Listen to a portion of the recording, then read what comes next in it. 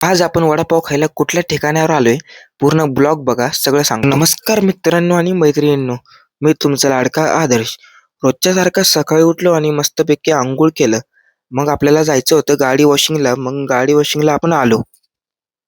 मग काय आपली गाडी आपण मस्तपैकी इथं वॉशिंगला आणली. हे बघू शकता तुम्ही, खूप दिवस झालं आपण वॉशिंगला नाही आणलं, म्हणून आपण मस्त आज वॉश करून घेतलं.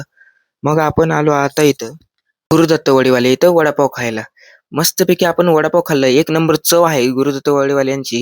यांचे टोटल 3 ब्रांच आहेत. एक आपल्या मुंडवा सिग्नलच्या इथे आणि मांजरी रोड व्यंकटेश कॅपिटीच्या समोर एक आणि आपल्या जनसेवा बँकेच्या समोर गुरुदत्त वडीवाले.